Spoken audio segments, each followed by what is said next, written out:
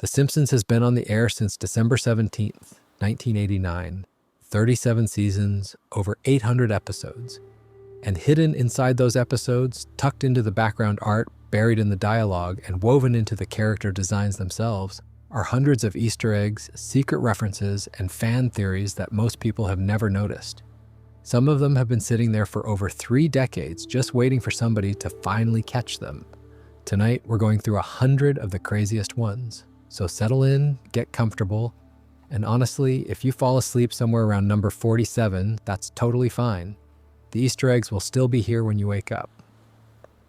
But before we get into the really obscure stuff, the deep cuts that only the most obsessive fans have ever spotted, let's start with something you've probably seen 1,000 times without ever realizing what was right in front of you.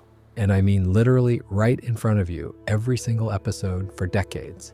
Take a close look at Homer Simpson's face. Not his expression, not his mouth, not even his eyes. Look at his hair. The 2 little tufts of hair on the side of his head, combined with his ear right underneath, form 2 very specific letters, an M and a G. The initials of Matt Groening, the creator of the entire show. Homer has been walking around with his creator's signature stamped onto his head since 1989, and most people have watched hundreds of episodes without ever noticing. The show itself actually acknowledged this in a season 16 episode where Homer kind of semi-breaks the fourth wall by drawing himself and pointing out the hidden initials. It's one of those details that once you see it, you genuinely cannot unsee it. Every time Homer appears on screen from now on, you're going to spot those letters. You're welcome for that, by the way. And speaking of the stuff you see every single episode, here's another one from the opening credits that people have been watching for years without catching. During the opening sequence, when Marge is at the supermarket checkout and Maggie gets accidentally scanned along with the groceries, the register displays a very specific price, $847.63. That number isn't random. When the show first premiered in 1989, that was the estimated average monthly cost of raising a baby in the United States. The writers literally priced Maggie like a grocery item based on real economic data. And in some of the later updated versions of the opening, they actually adjusted the number to reflect inflation. That level of detail in something most viewers fast forward through is honestly kind of absurd, but that's what makes this show what it is. While we're still in the opening credits, there's another hidden gem that flies by so quickly you'd never catch it without pausing. As the camera pans across Springfield and Danny Elfman's iconic theme music kicks in, his name actually appears on a storefront in the background. The composer's name is literally written into the town as his own music starts playing. It's the kind of self-referential wink that the show has always been brilliant at, and it's been there since the very beginning. Now here's one that I always thought was really clever. In the opening of Season 2, Episode 6, if you actually pay attention to what Bart is writing on the chalkboard instead of just letting it wash over you, he's writing, "I am not a 32-year-old woman," over and over again. And the reason that's funny is because Bart has always been voiced by Nancy Cartwright, who was, you guessed it, an adult woman. A lot of people who grew up watching the show genuinely believe Bart was voiced by a kid, especially in the early days. The production team knew this, and they decided to poke fun at it in the one place most people would never bother to read carefully. Classic Simpsons. There's actually a practical reason the opening credits change so much from episode to episode, and it's not just for fun.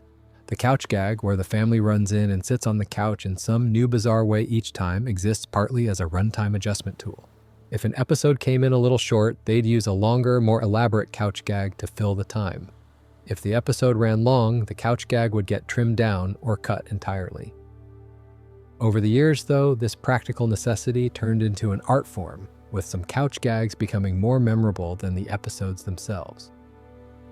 In the clip show episode, The Simpsons' 138th episode Spectacular from Season 7, they actually compiled a rapid-fire montage of past couch gags as its own segment, which is basically the show referencing its own references.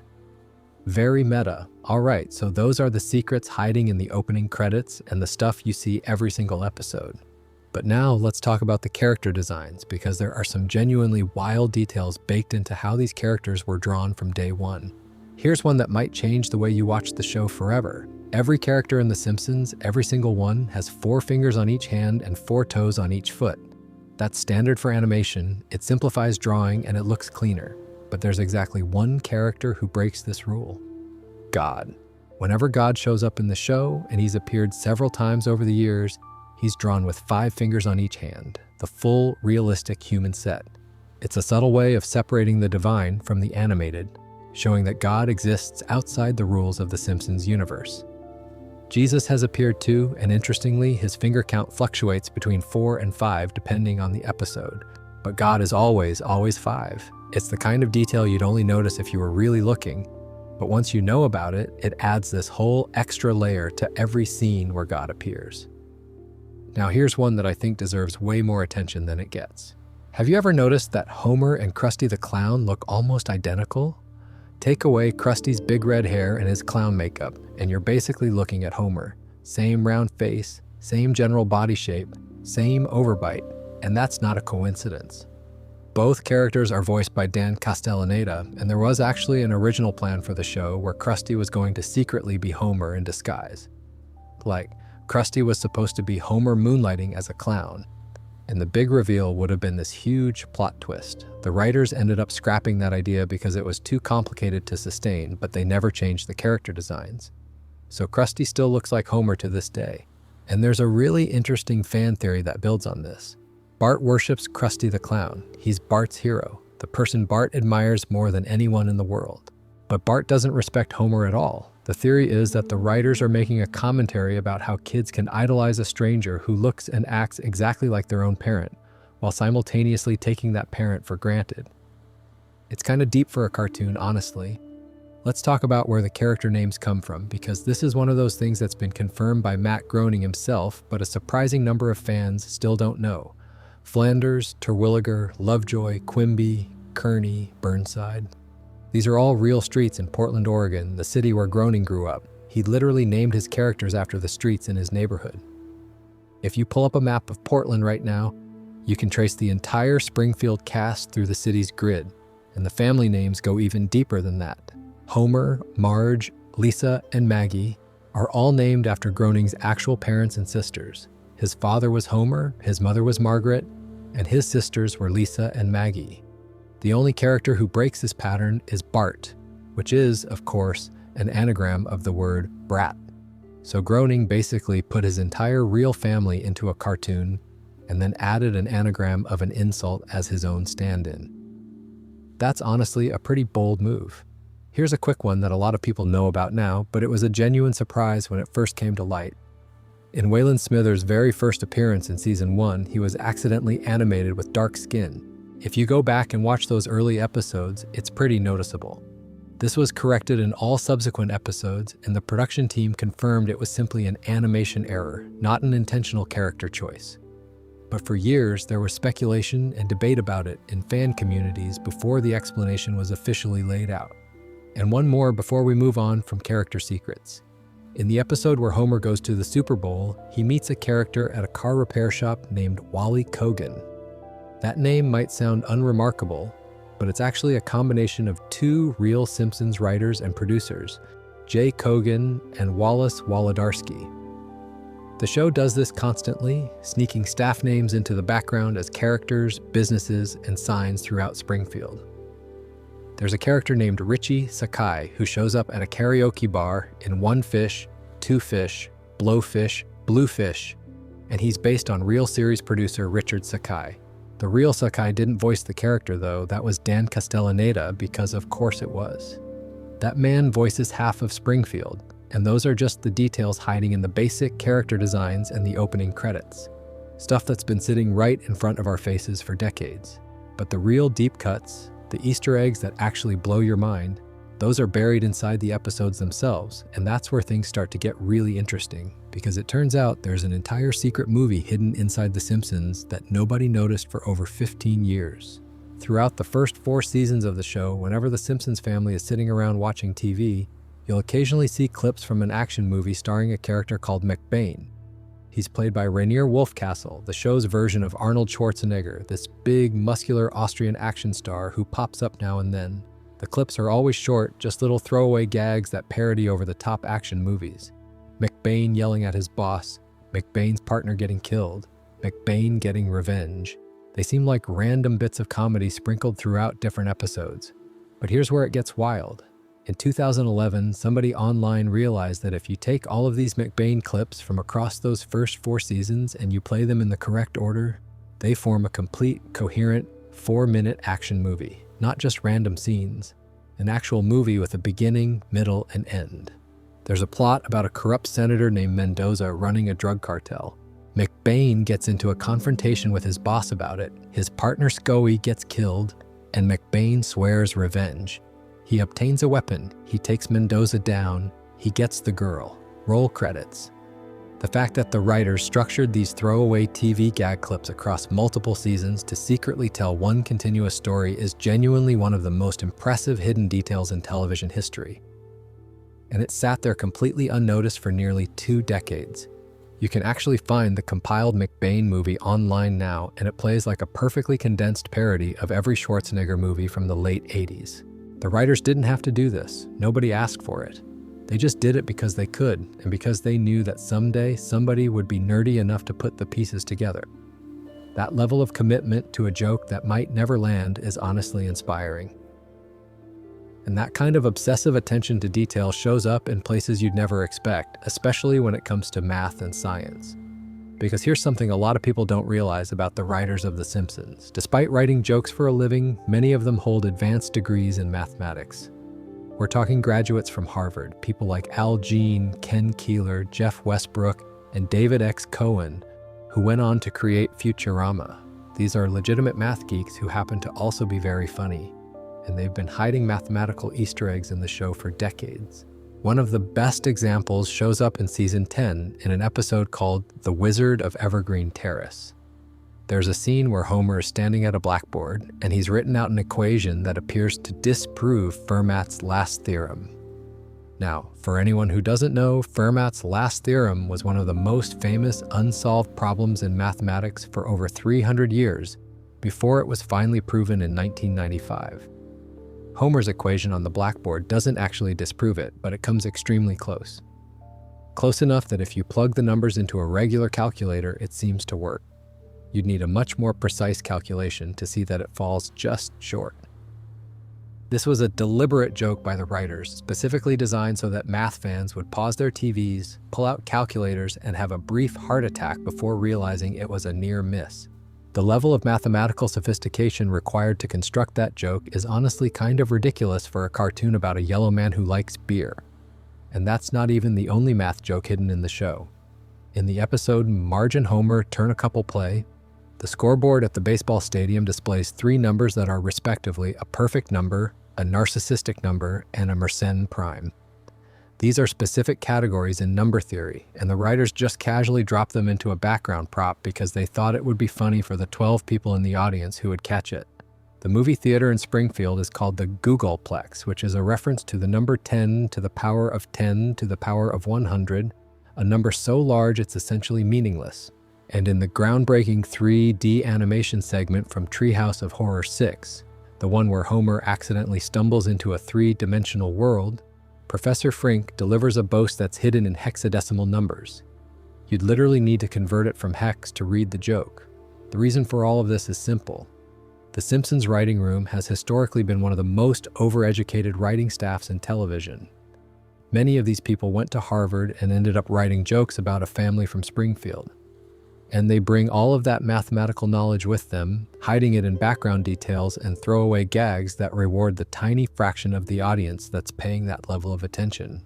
There's another recurring number that shows up throughout the show, and this one connects to the broader world of animation. The code A113 has appeared in multiple Simpsons episodes over the years, sometimes on license plates, sometimes on signs, sometimes in the background of random scenes.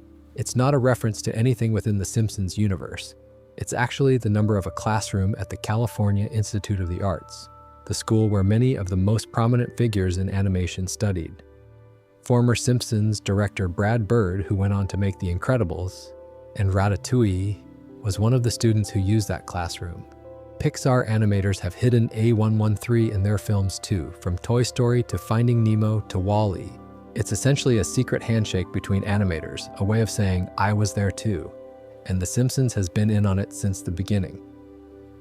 And while we're talking about things the show invented or popularized, here's one that actually changed the English language. In the episode Lisa the Iconoclast from season 7, the writers needed a couple of fake words for a joke about the town's founding father. They came up with embiggen and cromulent. Embiggen meaning to make bigger or to grow, and cromulent meaning acceptable or legitimate. These were supposed to be obviously fake, clearly nonsensical words that the joke depended on nobody actually using. But the internet got hold of them, people started using them ironically and then unironically, and eventually both words were added to real dictionaries. Embiggen appeared in the Merriam-Webster dictionary. The Simpsons literally contributed words to the English language by accident. And those aren't the only ones. Homer's exclamation, "D-O," was added to the Oxford English Dictionary in 2001. The word may, while not invented by the show, was popularized globally after being used in the episode Hungry, Hungry Homer. Groundskeeper Willie's phrase, cheese-eating surrender monkeys, ended up being used in actual political journalism. Linguists have cited The Simpsons as rivaling Shakespeare and the Bible for the number of phrases and idioms it's contributed to modern English, which is honestly the most Simpsons sentence ever written. Now let's talk about some of the hidden gems buried in the music and sound design of the show, because there are some really clever ones in here. In the season 7 episode Lisa the Vegetarian, Paul McCartney and his late wife Linda guest star. During the episode, McCartney drops what seems like a throwaway joke. He says that if you play his song, Maybe I'm Amazed, backwards, you'll find a recipe for a really ripping lentil soup. Most people laughed and moved on, but the producers, being the obsessive geniuses they are, actually followed through on the joke. During the end credits of that episode, a version of Maybe I'm Amazed plays, and if you reverse the audio, Paul McCartney is actually reading out a lentil soup recipe. They paid off a joke that 99% of viewers would never check. That's the kind of thing that makes this show special. There's actually another interesting detail about that episode. Paul and Linda McCartney agreed to guest star, but they had one very specific condition. Lisa had to remain a vegetarian for the rest of the series, not just in that episode, permanently, and the show actually honored that agreement. From season 7 onward, Lisa Simpson has been a committed vegetarian in every single episode. A guest star's personal values literally altered the trajectory of a main character, and the show stuck with it for over 20 years. And then there's the story of the uncredited cameos, which the show later turned into its own Easter egg. In the early seasons, 2 massive celebrities guest starred but couldn't use their real names for contractual reasons. Dustin Hoffman appeared in Lisa's substitute in season 2, but he was credited as Sam Eddick. Michael Jackson appeared in Stark Raving Dad in season 3, credited as John J. Smith, though his singing was actually performed by Kip Lennon. A few seasons later, in Itchy and Scratchy, the movie, Lisa comes out of a theater raving about the film, saying, "You wouldn't believe the celebrities who did cameos. Dustin Hoffman, Michael Jackson, of course they didn't use their real names, but you could tell it was them." The show turning its own contractual limitations into a self-referential joke is peak Simpsons. That Michael Jackson episode actually has a darker postscript. Stark Raving Dad was pulled from all streaming platforms and syndication in 2019 following the release of the HBO documentary Leaving Neverland. It's one of the very few Simpsons episodes that has been effectively erased from the show's official library. If you want to watch it now, you basically can't through any legitimate channel, so the show has been hiding math theorems, secret movies, and dictionary entries inside its episodes for decades. It smuggled in self-referential jokes about its own contractual issues, and had guest stars permanently alter the course of main characters. But all of that is just the surface-level stuff, because now we need to talk about the fan theories. The really wild ones, the ones that, if they're true, change everything you thought you knew about The Simpsons. And the biggest one, the fan theory that went so viral it literally made international news and forced the show's producers to issue an official response, is this. Homer Simpson has been in a coma since season 4, and everything you've watched since then has been happening inside his dying mind. Here's how the theory works. In the season 4 episode Homer the Heretic, Homer has a dream where he meets God. They have a conversation, and Homer asks about the meaning of life. God says he can't tell him. Homer pushes. God says, "You'll find out when you die." Homer says he can't wait that long, and then God says something very specific. You can't wait 6 months? Now, approximately 6 months later by air date, there's an episode where Bart pulls a prank that puts Homer into a coma. The theory, originally posted on Reddit by a user who went by the name Hard Topic a Name, is that Homer never woke up from that coma. Everything that happens after that point, every episode for the next 30-plus seasons, is a dream playing out in Homer's unconscious mind. And the reason nobody ages, the reason the show has gotten increasingly absurd and disconnected from reality over the years, the reason buildings appear and disappear and Springfield's geography never makes sense, is because none of it is real. It's all Homer's coma dream. The theory went absolutely viral. It made the front page of Yahoo. TMZ picked it up. News outlets in Australia, Belgium, and several other countries reported on it. The original poster actually wrote an update saying they were getting messages from around the world about a theory they posted on Reddit at 2 a.m. Eventually, Al Jean, one of the show's executive producers, was asked about it directly and gave an official statement saying the theory isn't true. But he acknowledged it was clever, and the internet, as it tends to do, mostly ignored the denial and kept running with it. What makes this theory so sticky is that the show itself seemed to nod at it.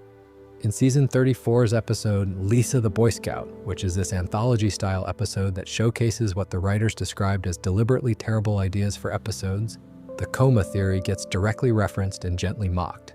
It's the show having its cake and eating it too, acknowledging the theory, poking fun at the fan dissatisfaction that inspired it, while also pointing out that it would make for a pretty depressing finale if it were actually true. But the coma theory is just the start. There's another theory that I honestly find way more interesting, and it has to do with the intelligence of the entire Simpson family. The theory, which was posted by a Reddit user named Kirby Clock, argues that every single member of the Simpson family is secretly a genius. Lisa is the only one who embraces her intelligence. Everyone else has chosen, for various reasons, to suppress it. Think about it. Homer had a crayon lodged in his brain as a child, and when it was removed in the episode HOMR from season 12, he became a legitimate genius. He was doing advanced mathematics, proving philosophical concepts, engaging in sophisticated conversations. But he chose to have the crayon reinserted because being smart made him miserable. His friends didn't understand him anymore. He was alienated from everyone he loved. So he voluntarily went back to being an idiot because ignorance was genuinely bliss for him. Bart has consistently shown flashes of brilliance throughout the series. He's written an Emmy-winning Itchy and Scratchy episode. He created an Academy Award-winning animated short. He speaks French fluently after spending time in France. He's a master strategist when it comes to pranks. But he actively chooses not to apply himself because, like Homer, he's figured out that being smart makes you miserable in Springfield. Just look at Lisa. Maggie has pulled off things that defy explanation for a baby, including shooting Mr. Burns and saving Homer's life multiple times. And Marge, the theory argues, chose the simple domestic life because she watched what happened to Lisa and decided she'd rather be happy than brilliant. It's a theory that actually makes the show more interesting to watch because suddenly every family member's behavior reads as a deliberate choice rather than a limitation. There's a related theory that Bart grows up to be Matt Groening himself. The logic goes like this. Groening based the family on his own, used his real family's names, and made Bart an anagram of brat. Bart loves comedy, idolizes Krusty the Clown, has shown genuine talent for writing and animation, and is essentially a creative troublemaker who never fits into the system. The theory is that Bart eventually channels all of that chaotic creative energy into creating an animated show based on his family, which is literally what Groening did. It's one of those theories that you can't really disprove, and the more you think about it, the more sense it makes. Here's a quicker one that I really like. Hans Moleman dies in almost every episode he appears in. He gets crushed, blown up, eaten, run over, burned, and generally destroyed in every conceivable way. But he always shows up again in the next episode, completely fine. The theory is that there isn't just one Hans Moleman. There's an entire colony of identical molemen living underground in Springfield, and Homer keeps killing different ones. This is actually borderline confirmed in the season 11 episode Hello Gutter, Hello Fatter, where multiple molemen are shown existing simultaneously. Then there's the Springfield effect theory, which tries to explain all of the show's inconsistencies as a single phenomenon. Springfield seems to exist in some kind of localized time anomaly. Nobody ages despite years clearly passing in the rest of the world. The geography of the town changes constantly, with buildings appearing and disappearing between episodes. The population fluctuates wildly depending on the plot. The theory suggests that Springfield isn't just a fictional town with loose continuity. It's a pocket reality with its own rules, and the residents are either unaware of or have simply accepted the weirdness. Now let me give you a few more fan theories before we get into the big one, because there are some really clever ones that are worth mentioning. First, Mr. Burns keeps Homer employed on purpose. This seems like it should be obvious, but think about why. Homer is catastrophically incompetent at his job as safety inspector. He sleeps at his station. He eats donuts during emergencies. He's caused multiple meltdowns. So why doesn't Burns just fire him? The theory argues that Burns specifically needs an incompetent safety inspector, someone who will never, ever report the countless safety violations and environmental crimes happening at the plant. In the episode Homer Goes to College, Burns actually fights to get Homer into college so he can keep his job. Burns doesn't want someone competent in that position, he wants Homer. Second, Moe has always known that Bart is the prank caller. Despite decades of prank phone calls, Moe never catches on. The theory is that Moe absolutely knows it's Bart, and he's always known. But Moe's life is so crushingly lonely that even a prank call is a form of human connection. Bart calling, even to humiliate him, is still someone choosing to interact with Moe. And in Moe's world, that's better than silence. And third, Nelson's father might actually be Snake Jailbird. Nelson's biological father has always been a mystery, showing up briefly then disappearing again. But fans have pointed out that Nelson and Snake share a remarkably similar physical appearance, hair color, and general attitude. It's never been confirmed, but the resemblance is hard to ignore once you see it. All right, now let's get into the big one. The mystery that captivated the entire country for an entire summer: Who Shot Mr. Burns? The two-part Who Shot Mr. Burns episode is one of the most famous moments in Simpsons history, and honestly, one of the most famous moments in all of television. It aired as the Season 6 finale in May 1995 and the Season 7 premiere in September 1995. And in between, Fox ran an enormous promotion encouraging viewers to figure out the mystery. It was the Simpsons version of Who Shot JR from Dallas, and the entire country was talking about it. What most people don't realize is just how meticulously the writers planted clues throughout Part 1. Real, solvable clues that pointed to the actual shooter if you were paying close enough attention. Here's what you needed to notice. First, just before Burns collapses onto the sundial, his gun holster is visible and it's empty. His own gun is missing. That means whoever shot him either took his gun or already had it. Second, when Burns sees his attacker, he says, "Oh, it's you." That tells us he recognizes the person. He's met them before. And the way he says it, without any fear in his voice, suggests the attacker is someone who wouldn't normally intimidate him. Third, Burns falls on the sundial with his hands pointing to the letters W and S, or if you flip it, M and S. The show ran an actual contest where viewers could submit their guesses for who the shooter was. The winner was supposed to be animated into an episode, and here's the wild part. According to the DVD commentary, nobody in the official random sample of entries guessed correctly. Not a single person in the pool they drew from got it right. The writers mentioned that they were aware of one person who posted the correct answer on a Simpsons internet news group the night Part 1 aired. But by the time the contest ended and they wanted to contact this person, the college email address they'd used was no longer active. They could never track them down. The writers actually used the DVD release to issue an open invitation for that person to come forward, but as far as anyone knows, they never did. To prevent leaks, the production team actually animated multiple alternate endings. The most elaborate one featured Smithers as the shooter, and it was a fully produced sequence with dialogue and everything. This footage was later revealed in The Simpsons' 138th episode Spectacular, where Troy McClure shows the Smithers ending and points out that it wouldn't have made sense because all of the DNA evidence would have to be ignored, which would be, in his words, downright nutty. That's a direct reference to the O.J. Simpson trial, which was happening at the same time and famously involved the jury disregarding DNA evidence. There's another detail that most people miss. In the crowd scene after Burns is shot, Barney Gumble is the only character who isn't questioned by Chief Wiggum and never provides an alibi.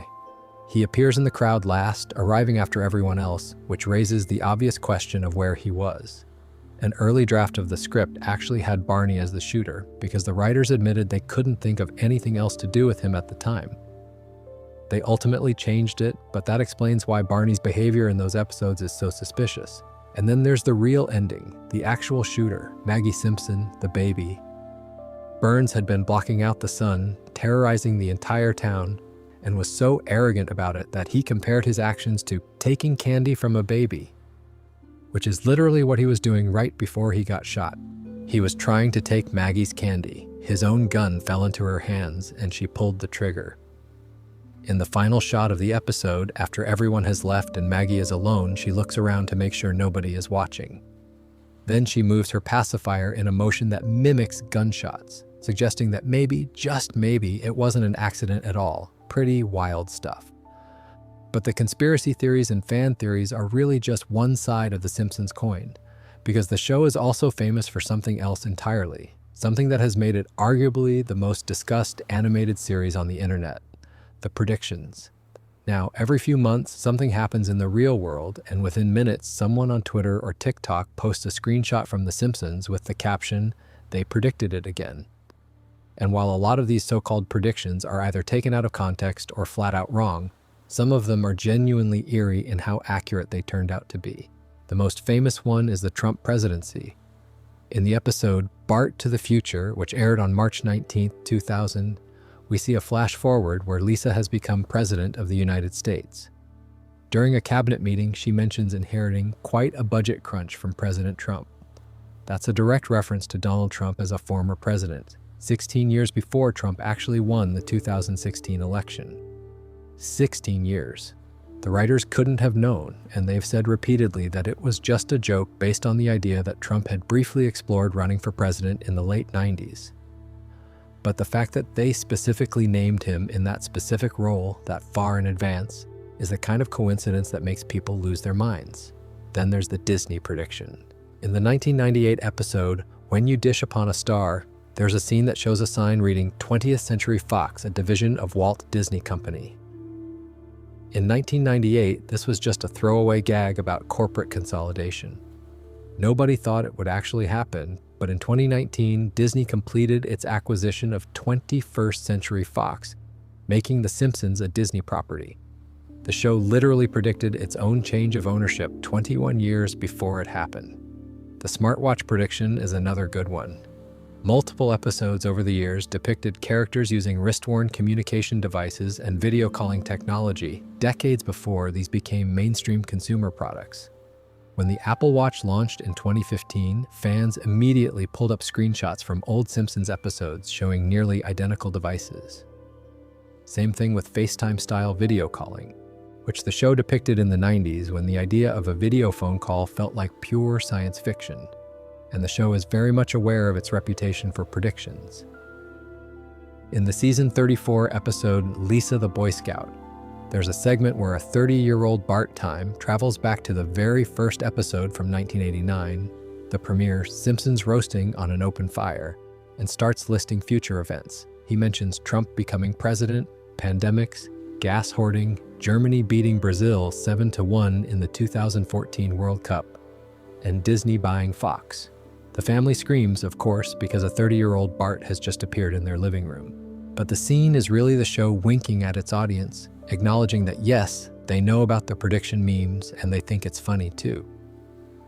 But here's the thing about The Simpsons predictions that most people don't really consider. The show has produced over 800 episodes across 37 seasons. Each episode is packed with jokes, visual gags, background details, and throwaway lines referencing every aspect of contemporary culture. Politics, technology, sports, entertainment, business, science. When you produce that much content satirizing the real world for that long, some of your jokes are statistically bound to overlap with future events. The writers themselves have said this repeatedly. Al has pointed out that with the sheer volume of material they've produced, coincidences are inevitable.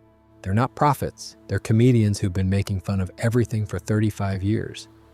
That said, some of the predictions are still pretty fun to think about. They predicted a version of autocorrect technology. They showed a three-eyed fish living near a nuclear power plant years before similar mutations were documented near real plants. They depicted a hybrid plant called the tomaco, which was a tomato crossed with tobacco, and a fan actually grew one in real life using grafting techniques. They showed mass surveillance programs years before Edward Snowden leaked information about the NSA. And they depicted a white tiger attacking a performer during a show years before the infamous incident with Siegfried and Roy. Each one of these, taken individually, could easily be a coincidence. Taken together, they create the impression of a show that somehow always seems to be one step ahead of reality, even when it's just telling jokes. The Tomako one is actually worth spending a minute on because the real-world follow-up is genuinely fascinating.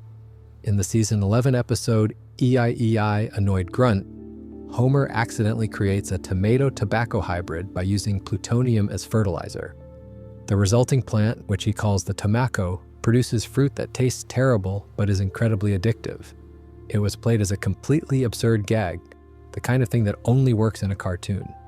But in 2003, a man named Rob Bauer from Lake Oswego, Oregon, actually created a real tomako plant using grafting techniques. He grafted a tomato plant onto the roots of a tobacco plant, and the resulting hybrid did actually produce fruit that contained nicotine. It tasted terrible, but it existed. A Simpsons joke became a real agricultural experiment, and it worked more or less. Bauer reportedly sent a sample to the show's producers, who were both delighted and probably a little concerned about what this said about their audience. And then there's the autocorrect connection. In the 1994 episode Lisa on Ice, there's a gag involving the Apple Newton, a handheld device that was notorious at the time for its terrible handwriting recognition. A character writes a note and the device mangles it into gibberish. Now, the Newton was a real product in 1994, so the show wasn't predicting the technology itself. But what it did predict almost perfectly was the specific frustration that autocorrect would cause when smartphones made the technology mainstream over a decade later. The show was making fun of a niche gadget in the 90s, and then the entire world caught up to the joke when every phone started doing the same thing. But the predictions are just one piece of the show's cultural impact, and some of the other ways it's influenced the real world are honestly just as wild. The show's relationship with real-world politics has produced some pretty legendary moments. In 1992, President George H.W. Bush gave a speech where he said American families should be more like the Waltons and less like the Simpsons. This was during the peak of Simpsons mania, when the show was one of the most watched programs on television.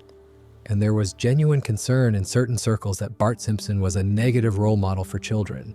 Some schools actually banned Bart-themed clothing. The show's response to Bush was immediate and perfect. Bart appeared in a clip saying, "Hey, we're just like the Waltons. We're praying for an end to the Depression too." Years later, the show dedicated an entire episode to mocking Bush. In Two Bad Neighbors from season 7, the Bushes move in across the street from The Simpsons, and Homer and George get into an escalating feud. It's one of the most pointed and personal episodes the show ever produced. In the early 1990s, during the absolute peak of what people call Bartmania, there was an enormous wave of unauthorized merchandise, most famously the Black Bart t-shirts. These shirts depicted Bart as African American, often with slogans reflecting Black culture and urban fashion. Groening never authorized any of them, and they were entirely bootleg. But they became one of the most recognizable merchandise phenomena of the decade, selling millions of units on street corners and at flea markets across the country.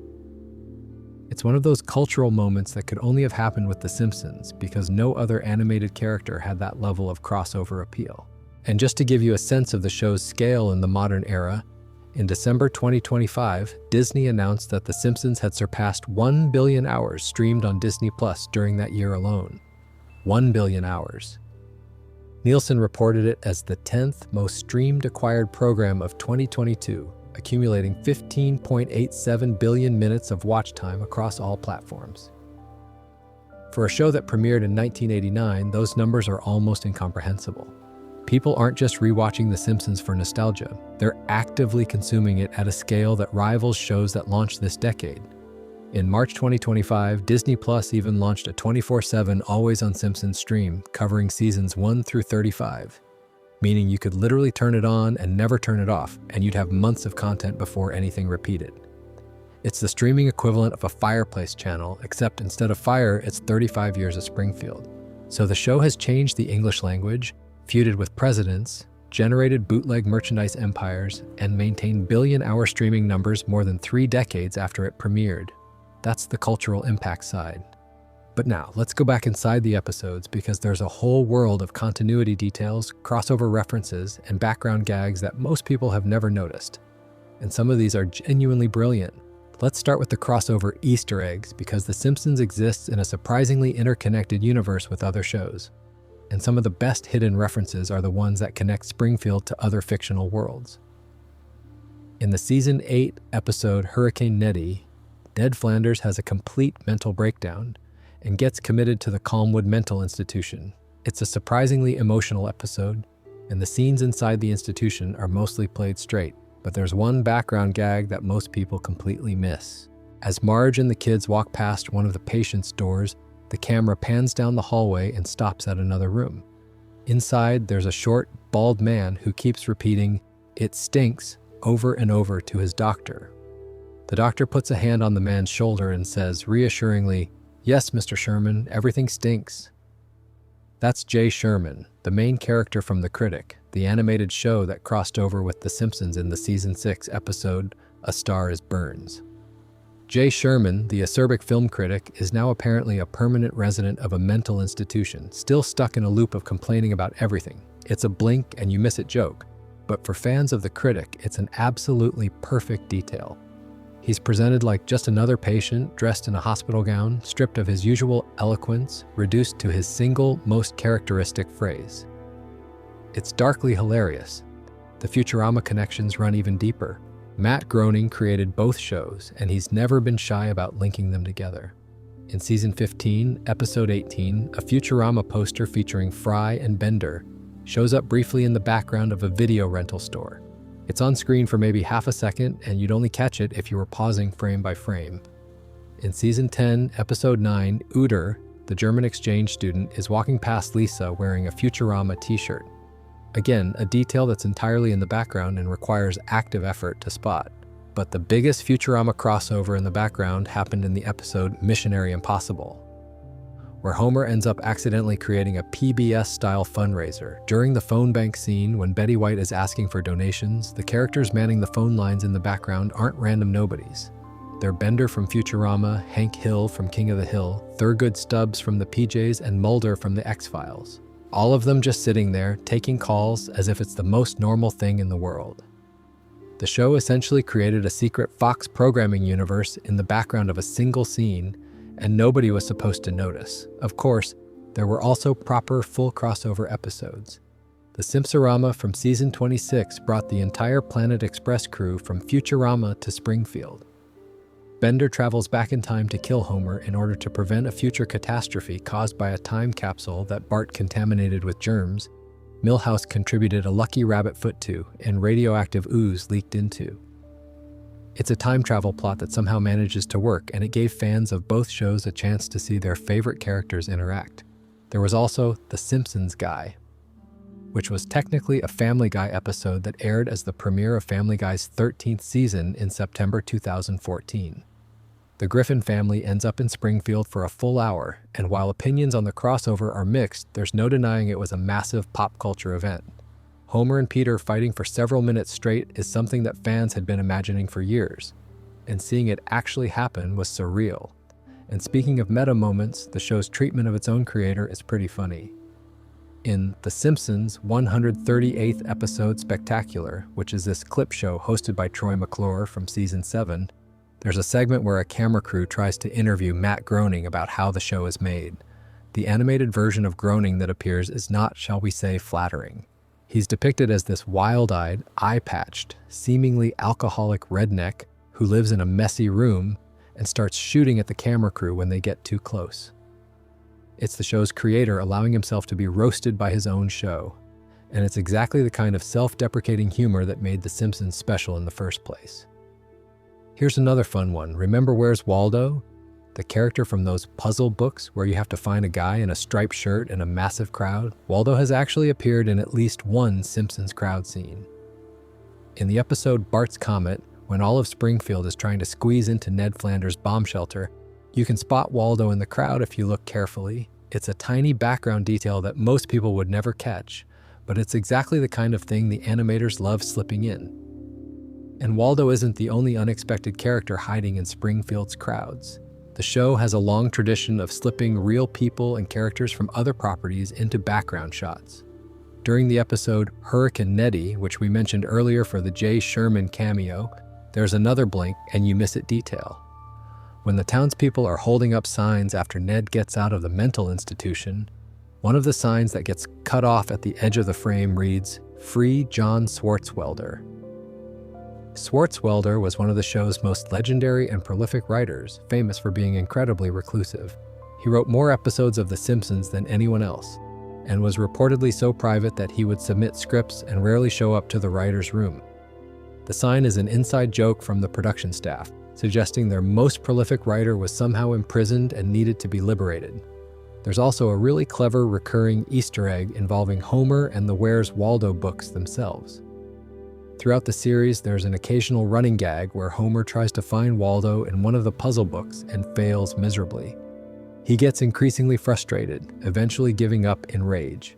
It's a funny bit on his own, but the meta joke is that Waldo has been hiding in Springfield this entire time, appearing in background shots, and Homer still can't find him. The character he's looking for in a book is literally in his own world, and he has no idea. Here's a really obscure one that connects to the very earliest days of the show. Before The Simpsons became its own series in 1989, the family appeared as shorts on The Tracy Ullman Show, starting in 1987. Those original shorts had a very different look and feel from what the show eventually became. The animation was rougher, the voices weren't fully developed, and the characters behaved differently. But the show has referenced those origins multiple times over the years. In The Simpsons' 138th episode Spectacular, Troy McClure shows clips from the original Tracy Ullman shorts, including Good Night, The Perfect Crime, Space Patrol, and World War III.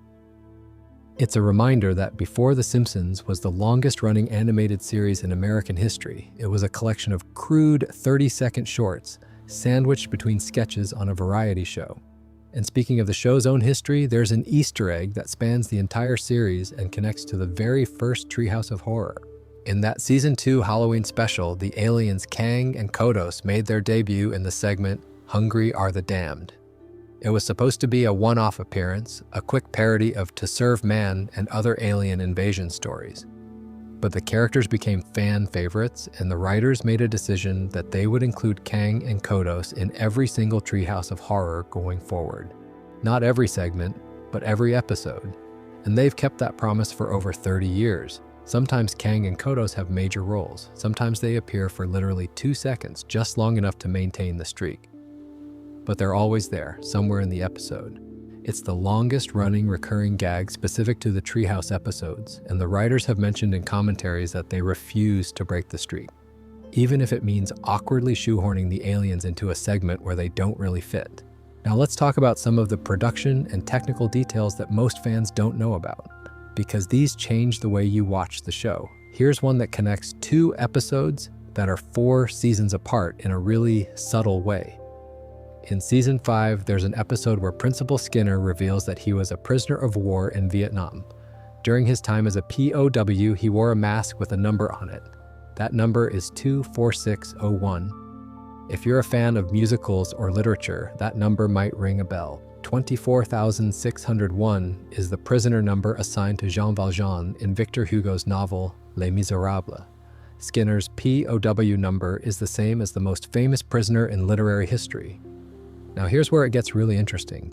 4 seasons later in Season 9, the episode The Principal and the Pauper reveals that Skinner is not who he claims to be. He's actually a former criminal who stole another man's identity and built a new, respectable life under a fake name, which is, if you think about it, essentially the plot of Les Miserables. Jean Valjean was a former convict who reinvented himself under a new identity and became a respected member of society. The writers didn't just make a throwaway numerical reference, they foreshadowed a major plot twist 4 years before it happened using a literary Easter egg. That's legitimately impressive writing. There's a technical detail about the show that caused genuine controversy when Disney Plus launched in November 2019. When the streaming platform went live, every episode of The Simpsons was available, which was a huge selling point. But there was a problem. All of the classic episodes from seasons 1 through 19, which were originally produced in 4:3 standard definition, were being displayed in a cropped 16:9 widescreen format. This might not sound like a big deal, but it actually ruined a significant number of visual gags. The original 4:3 aspect ratio was integral to how the show was composed. Jokes were placed at the top and bottom of the frame, background details were positioned in areas that got cut off by the cropping, and entire sight gags were lost. Fans were furious. The backlash was loud enough and sustained enough that Disney Plus eventually added a 4:3 viewing option in May of 2020, allowing users to toggle between the remastered widescreen version and the original format. It's a good reminder that sometimes the way you watch something matters just as much as what you're watching. The show's animation history is its own Easter egg in a way, because you can actually see the evolution of the production if you know what to look for. Seasons 1 through 3 were animated by Klasky Csupo, the same studio that produced Rugrats. If you've ever wondered why the early episodes of The Simpsons look rougher, with slightly different character proportions and a grainier visual style, that's why. Starting with season 4, animation shifted to Film Roman, which handled the show for over 2 decades, from season 4 all the way through season 27. After that, animation moved in-house. If you watch the transition from season 3 to season 4, you can actually see the visual upgrade. The lines get cleaner, the colors get brighter, and the characters settle into the proportions that most people associate with the classic look of the show. One of the show's most technically ambitious moments came in 1995 during Treehouse of Horror 6. The third segment, known as Homer Cubed or Homer 3D, featured Homer accidentally stumbling into a 3-dimensional computer-generated world. This was groundbreaking CGI for 1995, years before computer animation was standard in television. The sequence was produced by Pacific Data Images, which later became part of DreamWorks Animation. Watching it now, the CGI obviously looks dated, but at the time it was a legitimate technical achievement. Homer wandering through a wireframe landscape, terrified and confused, while the rest of the family watches from the 2D world, was something nobody had ever seen on a weekly animated series before. And then there's the steamed ham sketch, which might be the show's most enduring legacy on the internet. In season 7's 22 short films about Springfield, the show did a vignette-style episode following multiple Springfield residents through interconnected stories. One of those stories features Principal Skinner inviting Superintendent Chalmers over for dinner. When Skinner burns the roast, he panics and serves fast food hamburgers from Krusty Burger instead, passing them off as homemade. When Chalmers questions the name steamed hams, Skinner improvises increasingly absurd explanations while smoke fills the kitchen behind him. The sketch is maybe 3 minutes long. It aired in 1996. And then, roughly 20 years later, it became one of the most viral Simpsons memes in internet history. People have recreated it in every conceivable format. There are steamed hams versions in the style of different video games, in different animation styles, as musicals, as dramatic readings, as avant-garde films. It has been remixed, recontextualized, and reinterpreted thousands of times. The original sketch is funny on its own, but the fact that it became a cultural phenomenon 2 decades after it aired is maybe the most Simpsons thing that has ever happened. Content so good that it becomes a meme a generation later. And one more from this category before we move on. In season 25, the show produced Brick Like Me, an episode animated entirely in the style of Lego. Not just a segment, the entire 22-minute episode. Every character, every building, every prop was rendered as if it were built from Lego bricks.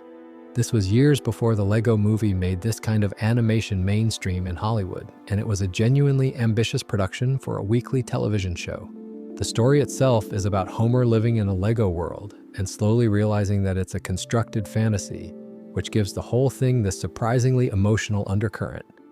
It's one of those format-breaking episodes that reminds you the show is still willing to take creative risks after decades on the air. At this point, you might be thinking, okay, there can't possibly be that many more of these.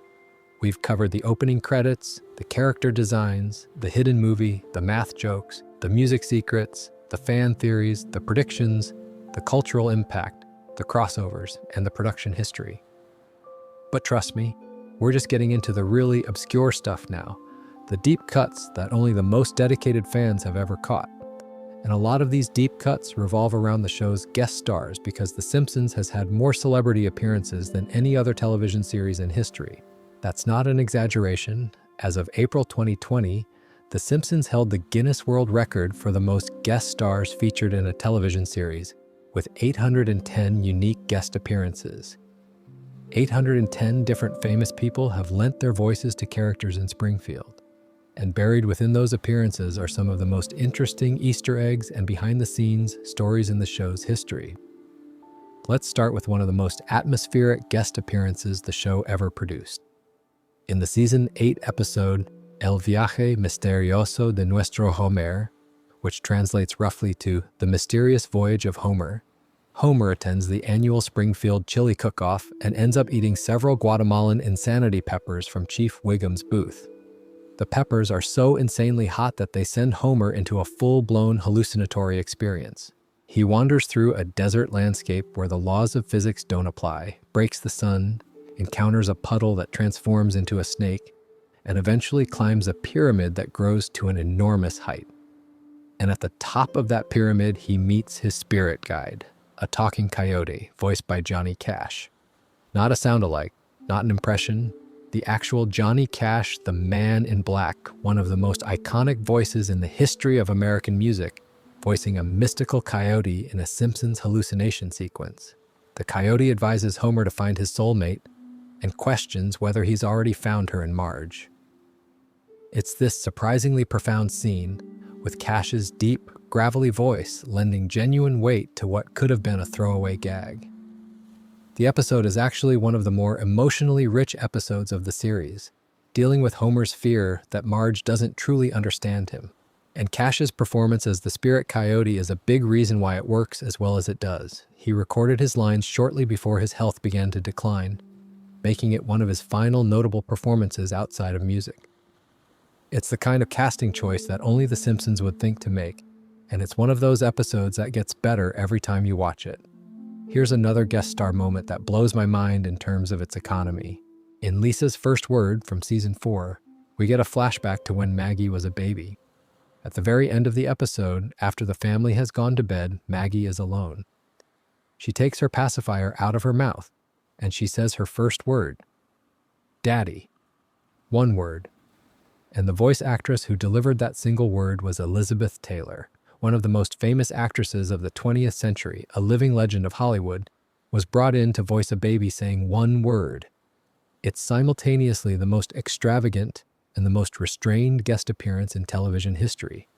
Taylor could have been given an entire subplot, a full character arc, pages of dialogue. Instead, she said one word, and it became one of the most memorable moments in the show's run. On the opposite end of the spectrum, there's Albert Brooks. If Elizabeth Taylor is the queen of the minimal guest appearance, Brooks is the king of the maximal one. He's voiced more iconic one-off characters than probably any other guest star in the show's history. He played Hank Scorpio in You Only Move Twice, which is consistently ranked as one of the greatest Simpsons episodes ever made.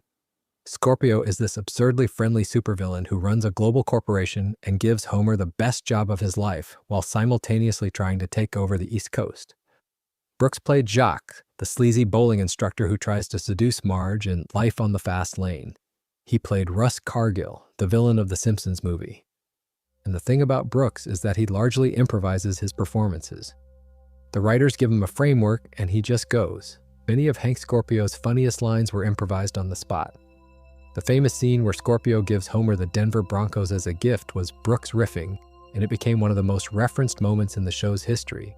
We'll actually come back to the Denver Broncos thing later because there's a really good fan theory attached to it. Now, the salary history of the main cast is its own kind of Easter egg in the sense that most viewers have no idea just how dramatic the behind-the-scenes negotiations have been over the years. In 1998, the 6 principal voice actors threatened to go on strike. At the time, they were making roughly $30,000 per episode.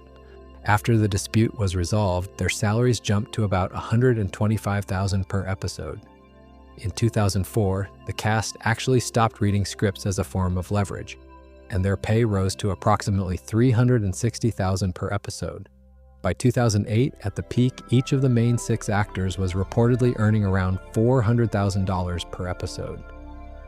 Then in 2011, Fox dropped a bomb. They threatened to cancel the entire series unless production costs were cut by 45%. The cast agreed to reduce their salaries to roughly $300,000 per episode but with back-end profit participation deals. So the next time you watch a random Tuesday episode of The Simpsons, know that every time Homer says, "dough," that single syllable is backed by decades of contract disputes, strike threats, and corporate chicken games. There's a behind-the-scenes controversy that's worth mentioning because it reveals just how seriously the creative team takes the show. When the Season 6 episode A Star is Burned brought in Jay Sherman from The Critic as a crossover guest, Matt Groening publicly disavowed the episode. He called it a 30-minute commercial for another show and refused to put his name on it. The episode aired anyway, and it's actually a perfectly fine episode, but the fact that Groening felt strongly enough to publicly denounce his own show's episode over a creative disagreement tells you something about how protective he is of what he built. It's the kind of thing that most creators would handle quietly behind closed doors, but Groening just came out and said it. The Apu controversy is another one that changed the show in a significant way. In 2017, comedian Hari Kondabolu released a documentary called The Problem with Apu, which examined the stereotypical portrayal of the Indian convenience store owner voiced by white actor Hank Azaria. The show's initial response came in a season 29 episode where Lisa essentially looks at the camera and says, "Something that started decades ago and was applauded and inoffensive is now politically incorrect. What can you do?" While sitting next to a photo of Apu inscribed with "Don't have a cow." The dismissive tone of this response drew even more criticism. Eventually, Hank Azaria himself decided to stop voicing the character in 2020, and Apu has been largely phased out of the show. Whether you agree with the decision or not, it's a significant change to a character who appeared in over 200 episodes, and it represents the show grappling with how something that felt harmless in the 90s reads very differently in the modern era. And then there's the strangling gag. Homer strangling Bart has been a running joke since the earliest episodes, a quick burst of cartoon violence that was always played for laughs. In 2024, discussion arose about whether the gag was being retired after a season 35 episode seemed to reference it in a way that felt like a goodbye. Fans debated it online, journalists wrote about it, and then executive producer James L. Brooks issued a statement that was about as definitive as it gets. "Don't think for a second we're changing anything." So if you were worried about that, don't be. Homer is still strangling Bart. The Simpsons abides. All right, let's move into some of the more obscure lore now because there are details about individual characters and episodes that most people simply don't know, and some of them are pretty fascinating. Sideshow Bob, voiced by Kelsey Grammer, has appeared in over 20 episodes since his debut in Krusty Gets Busted from season 1. That makes him one of the most recurring guest characters in the history of American television. He started as a simple criminal and gradually evolved into this Shakespearean villain who quotes opera, plots elaborate revenge schemes, and steps on rakes. The rake gag from Cape Fear in season 5, where Bob steps on rake after rake after rake for what feels like an eternity, is one of the most iconic physical comedy sequences ever animated. Grammer has been playing this character for over 3 decades, and the fact that he keeps coming back and that the episodes keep finding new angles on the Bob and Bart rivalry is a testament to how well the character was designed from the start. The Cape Fear rake gag itself has an interesting origin. The episode is a parody of the 1991 Martin Scorsese film Cape Fear, which was itself a remake of a 1962 film. The writers had already nailed the main story, but the episode was running short. Rather than write additional scenes, they decided to simply extend the rake gag to fill time. What was supposed to be a quick slapstick bit became this endlessly repeating sequence where Bob steps on rake after rake, each one smacking him in the face, and his grunt of pain gradually evolves from frustration to existential resignation. The joke is that it goes on so long that it stops being funny, then starts being funny again through sheer persistence. It's one of the earliest and best examples of anti-humor in American animation, and it happened because the episode was too short. Sometimes the best comedy comes from production constraints, and since we're talking about Sideshow Bob, here's a detail that most people miss. Bob's feet are comically oversized, which was always part of his character design as a former clown sidekick. On the surface, it's a visual joke because large feet are inherently funny on an otherwise elegant character. But on a deeper level, those huge feet are what make the rake gag work so perfectly. The rakes only hit Bob because his feet are so large that he can't avoid stepping on them. When the writers came up with the Cape Fear rake sequence 4 seasons after Bob's debut, they were exploiting a design feature that had been there from day one. The feet weren't designed for the rakes, but the rakes were absolutely designed for the feet. Edna Krabappel's departure from the show is another detail worth discussing because of how the production team handled it. Marcia Wallace, who voiced Mrs. Krabappel from the very beginning of the series, passed away in October 2013. Rather than simply recasting the role or writing a quick exit, the show retired the character entirely. In the season 25 premiere that aired shortly after Wallace's death, there was a chalkboard message from Bart reading, "We'll really miss you, Mrs. K." Her death was later confirmed within the show's continuity in the episode The Man Who Grew Too Much. The character wasn't killed off on screen, she was simply gone, acknowledged with quiet respect. For a show that frequently kills characters as punchlines in Treehouse of Horror episodes, the delicacy with which they handled a real loss was genuinely moving. Ned Flanders, who had been dating Mrs. Krabappel in the show's continuity, was shown grieving in subtle ways across multiple episodes. It's one of the few times The Simpsons allowed genuine, sustained sadness into its world without turning it into a joke. There's also a fascinating piece of Simpsons lore involving the show's most famous competition. The rivalry between The Simpsons and The Cosby Show in the early 90s is well documented. When Bart Gets an F drew 33.6 million viewers in 1990. It dethroned The Cosby Show as the ratings king, but what's less discussed is how the show handled its competition with other animated series over the years. When Family Guy launched in 1999, there was immediate comparison to The Simpsons, and the two shows eventually addressed their rivalry directly through crossover episodes and mutual references. But the more interesting competitive dynamic was with South Park. Trey Parker and Matt Stone have spoken publicly about how South Park's quicker production cycle, roughly 6 days per episode versus The Simpsons' 6 to 9 months, allows them to be more topical. The Simpsons has acknowledged this disadvantage multiple times, and in one memorable moment, Bart wrote on the chalkboard, "I will not wait 20 years to cash in on old trends." It's the show making fun of its own production limitations, which is very much in The Simpsons' spirit. Here's a character death that's actually kind of fascinating from a storytelling perspective. In the season 22 episode, Donnie Fatso, Fat Tony, the mafia boss who had been a recurring character for years, dies of a heart attack. Just like that, the show's resident mob boss gone. But before the audience even has time to process the loss, Fat Tony is immediately replaced by his cousin, Fit Tony. Fit Tony is initially thinner and healthier, but over the course of the episode, he starts gaining weight. By the end, he's essentially identical to the original Fat Tony, and everyone just starts calling him Fat Tony. The show replaced a dead character with a clone of himself and acknowledged the absurdity of it in real time. It's the most Simpsons way possible to handle a character death. And speaking of character deaths, here's one that hit differently because of how unusual it was.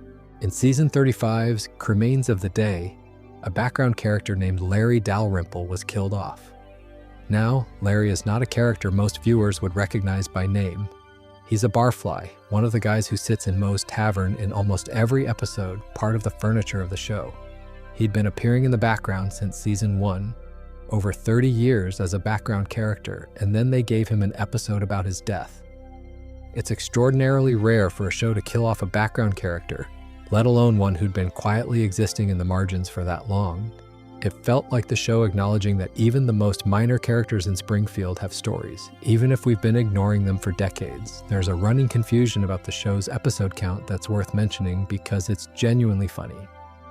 As The Simpsons approached its 800th episode, there was a lot of media coverage about the milestone. But here's the thing. Wikipedia distinguishes between 3 different 800th episodes. There's the 800th episode overall, the 800th episode that aired on Fox, and the 800th production episode. These are all different episodes because of scheduling quirks, production order versus air order discrepancies, and the fact that some episodes were shuffled around over the decades. So depending on which metric you use, the 800th episode of The Simpsons is actually 3 different episodes. Only this show would manage to make even its milestone numbers confusing. And here's a mystery that the show has deliberately maintained for its entire run. Where is Springfield? The show has placed Springfield in contradictory locations for over 30 years. Sometimes it's clearly in the Midwest. Sometimes it seems to be on the coast. The state is never named, and whenever a character gets close to revealing it, something conveniently interrupts them. Matt Groening has confirmed that the name was inspired by Springfield, Oregon, near where he grew up, but the show itself has never confirmed the state. Fans have theories placing it everywhere from northern Kentucky to the southern hemisphere to a completely different dimension. The ambiguity is entirely intentional. The writers want every viewer to believe that Springfield could be their town, and pinning it to a specific location would destroy that universal appeal. The show has done some really creative things with its format over the years, and some of these format-breaking episodes contain their own Easter eggs. Behind the Laughter from season 11 is a full episode parody of VH1's Behind the Music, treating The Simpsons as a real family of celebrities dealing with drug problems, career slumps, and personal scandals. It's shot in documentary style with talking head interviews and dramatic narration. The entire episode is a joke about celebrity culture, but it also works as a surprisingly effective send-up of how behind the scenes, TV specials always make everything seem more dramatic than it actually is. And here's a content rating detail that's surprisingly consistent. While most Simpsons episodes are rated TV PG, every single Treehouse of Horror special is rated TV 14. Every single one. The show gets a ratings bump specifically for its Halloween episodes, which is fitting given that those are the episodes where characters get murdered, dismembered, turned into zombies, and subjected to every horror trope imaginable. It's the one time per year where The Simpsons gets to be genuinely dark, and the TV 14 rating is basically the network's way of saying, yeah, this one's different. Before we get into the Treehouse episodes specifically though, there are a few more deep-cut Easter eggs that deserve attention because they are the kind of details that genuinely change how you watch certain episodes. There's a detail about Homer's name that connects the show to classic American literature. Groening has always said he named Homer after his own father. But fans have long pointed out that there's also a character named Homer Simpson. In Nathaniel West's 1939 novel, The Day of the Locust, which was later adapted into a 1975 film starring Donald Sutherland. In the book, Homer Simpson is a naive, easily manipulated man living in Los Angeles who gets caught up in events beyond his understanding. Sound familiar? Whether Groening intended the literary connection or not, the parallels are hard to ignore. There's also a detail about the show's relationship to the Peanuts comic strip that most people don't know. Groening has always been open about his love for Charles Schulz's work, and he's hidden references to Peanuts throughout the series. One of the more notable ones appears in season 12, where a direct visual homage to the Peanuts comic strip is embedded in an episode. It's not a joke about Peanuts or a parody of it. It's a genuine tip of the hat from one cartoonist to the one who inspired him. The Simpsons has that rare ability to reference other works with genuine affection rather than mockery, and the Peanuts callbacks are a perfect example. There's a long-running gag involving Homer and his attempts at self-improvement that contains a deeply buried Easter egg. In The Wizard of Evergreen Terrace, from season 10, the episode where Homer writes Fermat's last theorem on the blackboard, Homer actually has a much longer list of things written on the board that most people never pause to read. If you freeze the frame and go through everything he's written, there are multiple equations and notes that contain real mathematical concepts, all of which are wrong in entertaining ways. But among the math, there's also something called H2WO, which is just Homer writing down a bad pun on what appears to be some kind of revenge list. There's no reason Homer would actually write that down, and it's clearly just the animators having fun with the background details. But it's the kind of thing you'd only find by pausing and reading every single thing on the board, which is exactly the kind of obsessive viewing behavior that The Simpsons has been rewarding for decades. One more deep cut before we head into the Treehouse episodes. In the Trilogy of Error episode from season 12, the show did something genuinely innovative with its format. The episode tells 3 interconnected storylines from the same day, told Rashomon style from different perspectives. Homer's story, Lisa's story, and Bart's story all intersect at key moments, and scenes you see from one perspective suddenly make sense when you see them from another angle.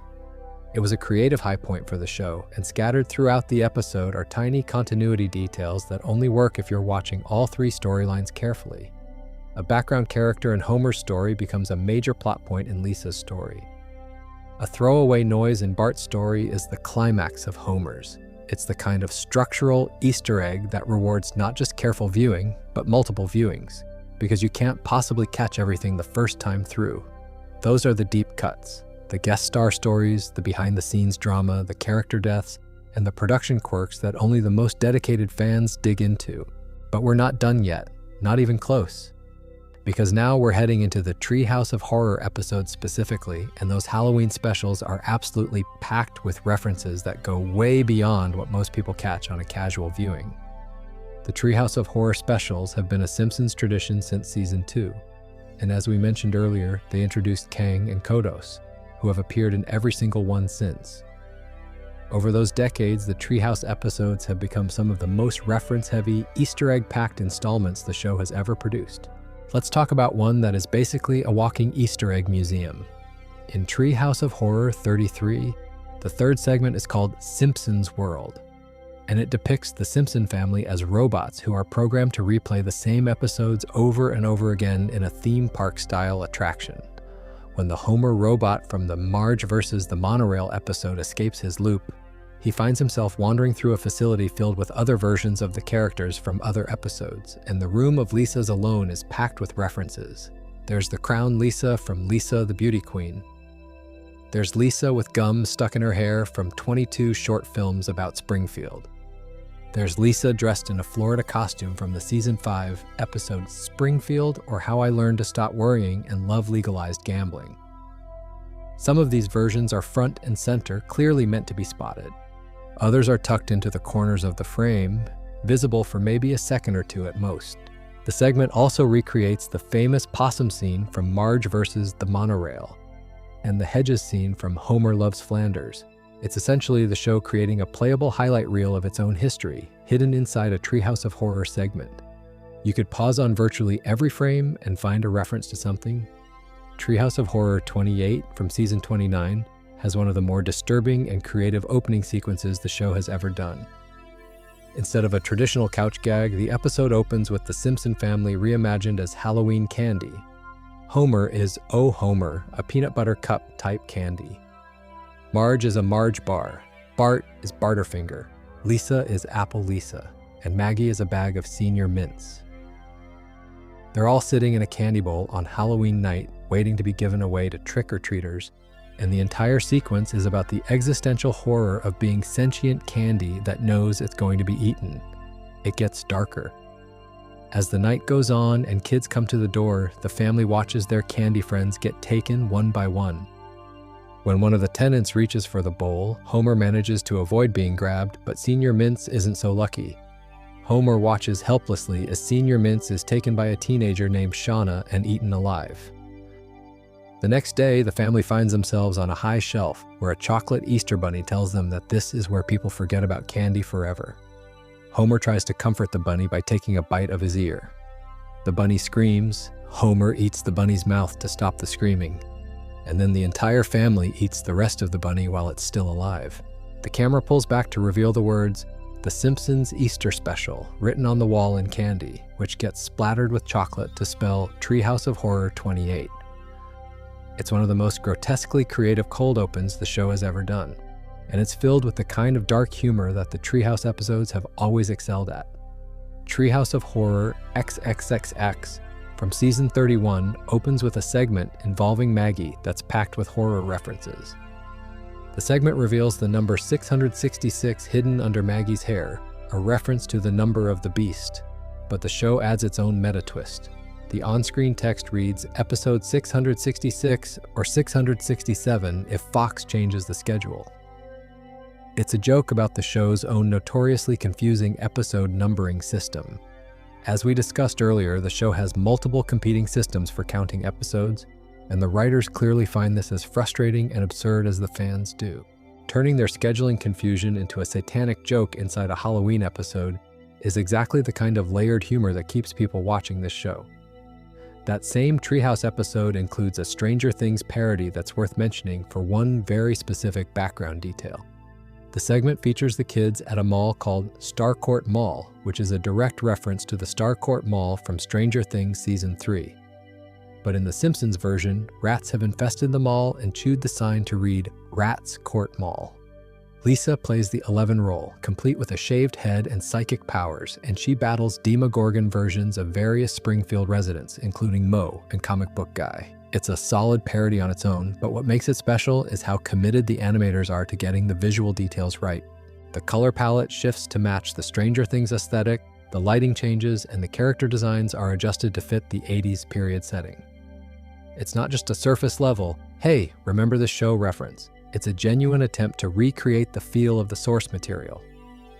Treehouse of Horror 29 from Season 30 has what might be the most brazen meta Easter egg in any of the Halloween episodes. During the Invasion of the Body Snatchers parody segment, alien spores are flying through space toward Earth. As they travel, they pass by the Planet Express ship from Futurama, and hanging from the ship is a cloth banner that reads, "Bring back Futurama." The ship and the banner are on screen for maybe 2 seconds before the spores obliterate them. But it's a very deliberate choice by the animators. At the time, Futurama had been canceled for the second time, and fans were campaigning for its return. The Simpsons was essentially using its own show to boost the signal for its sister series, but doing it in the most Simpsons way possible, by blowing the ship up immediately after showing the banner. The ship gets destroyed by the Orville on its way down, adding another layer of TV crossover humor. It's a blink and you miss it moment, but for Futurama fans, it was a genuine thrill. The very first Treehouse of Horror from Season 2 is worth revisiting too, because its structure set the template for everything that followed. The framing device has Homer eavesdropping on Bart and Lisa telling ghost stories in Bart's treehouse, which is where the Treehouse of Horror name comes from, even though the treehouse framing was dropped after a few seasons. The first segment, Bad Dream House, is a parody of the Amityville Horror, where the Simpsons move into a haunted house. When the house decides it would rather die than live with the Simpsons, it implodes, and Lisa comments that she can't help but feel some guilt and insult at the house choosing self-destruction over cohabitation. That final joke is a reference to Poltergeist, and it's the kind of highbrow horror reference that the Treehouse episodes would become famous for. The third segment of that first special is a full adaptation of Edgar Allan Poe's The Raven, with Homer as the tormented narrator and Bart as the Raven. James Earl Jones narrated it. They got the voice of Darth Vader to narrate Edgar Allan Poe for a cartoon Halloween special. In the second season, the ambition was there from the very beginning. Alright, now let's shift gears from the Treehouse episodes to the last batch of fan theories, because there are still some really good ones we haven't covered, and these ones are a little more out there. Remember earlier when we talked about Albert Brooks voicing Hank Scorpio in You Only Move Twice, and how Scorpio gives Homer the Denver Broncos as a gift at the end of the episode? There's a fan theory built entirely around that moment. When the episode aired in 1997, the Denver Broncos were worth a lot less than they are now. But as of recent valuations, the Denver Broncos franchise is worth well over $1 billion. The theory suggests that Homer has been sitting on an asset worth more than $1 billion this entire time. And that's why he's able to maintain his impossible lifestyle. He lives in a large house. He supports a family of 5. He takes spontaneous vacations. He barely works. And his job at the nuclear power plant clearly doesn't pay enough to fund any of this. But if Homer quietly owns the Denver Broncos, the math suddenly works. He's a secret billionaire who just doesn't care about the money because he'd rather drink beer at Moe's and eat donuts. It's a silly theory, but it's also one of those ideas that's genuinely hard to disprove within the show's own logic. Here's a fan theory that leans into the creepier side of things. There's a famous piece of internet creepypasta called Dead Bart. If you're not familiar with creepypasta, it's basically horror fiction that gets shared around the internet as if it's real.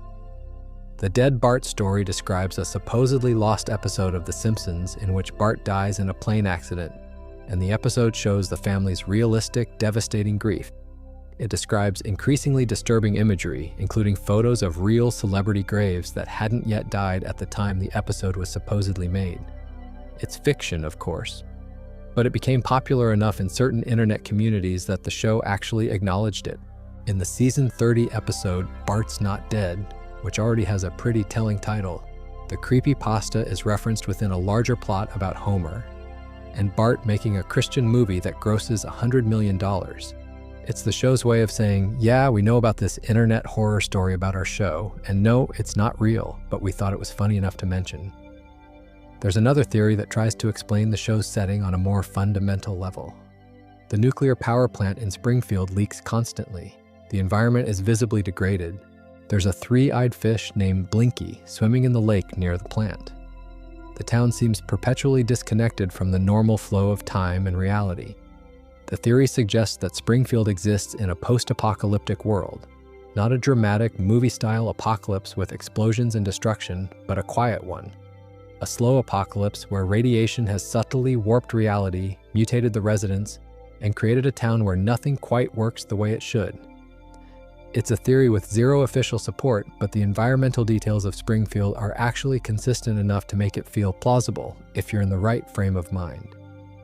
And here's the fun one. Why are the Simpsons yellow? Every character in the show is yellow, and fans have speculated about it for years. The playful theory is that the residents of Springfield are yellow because of chronic radiation exposure from the nuclear power plant.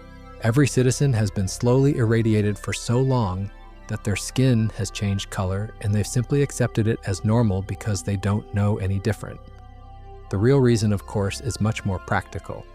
Matt Groening has said that he chose yellow because it would make people stop while channel surfing. In the late 80s, when the show debuted, people would flip through channels rapidly, and the distinctive yellow skin of the characters was eye-catching enough to make viewers pause and watch for a moment. It was a design choice born from the economics of broadcast television, not from any in-universe logic. But the radiation theory is way more fun. There's one more theory I want to mention before we head into the final stretch, and it's one that tries to explain why Homer has gotten meaner and more reckless over the course of the series. In the early seasons, Homer was a lovable oaf. He made mistakes, but he clearly cared about his family and usually did the right thing in the end. As the seasons progressed, he became more selfish, more destructive, more willing to put himself and others in danger for a laugh. Fans noticed this shift, and they weren't happy about it. The theory, originally posted on Reddit by a user called Race of Davies, goes back to the season 4 episode Homer the Heretic, the same episode that spawned the coma theory. At the end of that episode, Homer has a dream where he talks to God. The theory argues that during this conversation, God told Homer the truth, that he's a cartoon character, that nothing is real. And that's why Homer's behavior changed. If you found out that you existed in a fictional world with no real consequences, wouldn't you start acting differently too? Wouldn't you stop caring about rules and safety and social norms? The theory essentially explains Flanderization, the gradual simplification and exaggeration of characters over a long-running show, as an in-universe event rather than a writing problem. It doesn't hold up to scrutiny, but as a creative explanation for why the show changed, it's pretty clever. Those are the Treehouse of Horror deep cuts and the wildest fan theories that the Simpsons community has produced over the years. 35+ years of obsessive fans pausing frames, connecting dots across seasons, and constructing elaborate explanations for things the writers probably never intended.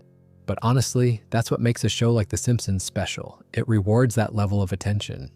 It's built for people who want to look closer. And since we're winding down and you might be getting sleepy, let me take you through a few more gentle Easter eggs and pieces of trivia that I think are really satisfying to know about. These are the ones that make you smile when you notice them, the details that feel like little gifts from the animators and writers to anyone who's paying attention. There's a visual Easter egg in Holidays of Future Past from season 23 that quietly reveals what happens to the Simpson family 30 years in the future.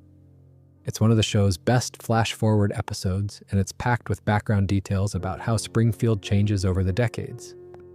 Bart becomes a deadbeat living in a converted classroom at Springfield Elementary, renting from his former principal Skinner. Lisa marries Milhouse and has a daughter. Maggie becomes a famous rock star. And the annual Christmas card photos, which play during the opening montage, are filled with tiny visual gags about the family's future that go by so quickly you'd need to pause on each one. Lisa is shown with 3 different female partners during her college years before eventually settling down with Milhouse, a detail that flies by in about 2 seconds but adds enormous depth to her character. Bart gets evicted from his parents' house at age 34. Homer and Marge are shown enjoying Christmases alone together in their old age, looking content. Each photo is its own mini-story, and the montage as a whole is basically a compressed 30-year biography of the family told entirely through holiday snapshots. It's one of the most emotionally rich sequences the show has ever produced, and most of the detail is invisible at normal speed. The Simpsons movie from 2007 contains its own set of Easter eggs that are worth mentioning. During the opening sequence, Homer is in a movie theater watching an itchy and scratchy film, and he turns to the audience and says, "I can't believe we're paying to see something we get on TV for free. If you ask me, everybody in this theater is a giant sucker." He's literally looking at the audience, the people who paid money to watch The Simpsons in a theater, and calling them suckers. The movie earned over $500 million worldwide. Every single person in every single theater was, by Homer's definition, a giant sucker, and they all laughed about it. It's the most Homer Simpson thing imaginable, breaking the fourth wall to insult the people keeping the franchise alive and having everyone love him for it. The movie also featured Tom Hanks in a brief cameo where he essentially admits that the government is using his trustworthy public image to sell people on a dubious project. "Hello, I'm Tom Hanks. The US government has lost its credibility, so it's borrowing some of mine." It's a joke that works because Hanks is universally trusted, and the writers knew that having him explicitly say he's being used as a propaganda tool would be funnier than any elaborate setup. Sometimes the best Simpsons gags are the most direct ones. There's an interesting detail about how the show handles the passage of time that connects to something we discussed earlier. The Simpsons exists in a floating timeline where the family never ages, but the world around them updates constantly. Homer and Marge's backstory has been rewritten multiple times to accommodate this. In the early seasons, they were teenagers in the 70s. Later episodes placed their youth in the 80s. More recent episodes have pushed it into the 90s. This means that Homer and Marge's first date, their wedding, and Bart's birth keep getting moved forward in time while the characters themselves stay the same age. It's a necessary concession for a show that's been running this long, but it creates some funny inconsistencies. In one timeline, Homer grew up listening to Led Zeppelin and Pink Floyd. In another, he grew up with grunge and Nirvana. The character's cultural touchstones shift depending on when the writers need his youth to have occurred, which means Homer is simultaneously a baby boomer, a Gen Xer, and almost a millennial depending on which episode you're watching. This floating timeline also affects the kids. Bart, Lisa, and Maggie have been their current ages for over 35 years. Bart has been in the 4th grade since 1989. He has been 10 years old for longer than most actual 10-year-olds have been alive. Lisa has been 8 and in the 2nd grade for the same stretch. The show occasionally acknowledges this, usually through meta jokes about the characters being aware that time works differently in Springfield, but for the most part, it just lets the contradiction sit there, trusting the audience to accept the logic of a world where everything changes except the people. There's a beautiful little Easter egg hidden in the relationship between Homer and Marge that spans the entire series. In various episodes, we see flashbacks to different points in their relationship, from their first meeting to their wedding to the births of their children. And hidden in these flashbacks, scattered across different seasons, are small visual and dialogue callbacks that create a kind of shadow continuity. A gesture Homer makes during their first dance shows up again decades later. A phrase Marge uses in an early flashback gets echoed in a much later one. The writers treat Homer and Marge's love story as something worth maintaining across the full run of the show, even as everything else gets wilder and more disconnected from reality. It's one of the emotional through lines that keeps the show grounded, and it's built from dozens of tiny details that only emerge if you watch the flashback episodes back to back. And here's one more that I really love. The show's treatment of Maggie Simpson across the entire series is a masterclass in slow burn character building. Maggie barely speaks, she's a baby, she sucks a pacifier, and yet, across 800 episodes, the writers have given her more heroic moments than almost any other character on the show. She's shot Mr. Burns, she's saved Homer from drowning. She's fought off a bear, she's been revealed to be an incredibly talented musician in flash-forward episodes. She said Daddy, voiced by Elizabeth Taylor. She's the most quietly competent person in the Simpson family, and she can't even talk. The running joke is that nobody in the family realizes how capable Maggie is because they never pay attention to her. But the audience knows. If you've been watching carefully for 35 years, you know that Maggie Simpson is quietly the most impressive character on the show. And the fact that this reveal has been built gradually, one tiny moment at a time across hundreds of episodes, is maybe the longest running Easter egg in the history of television. It's not hidden in a background detail or a freeze frame. It's hidden in plain sight in the character that everyone overlooks.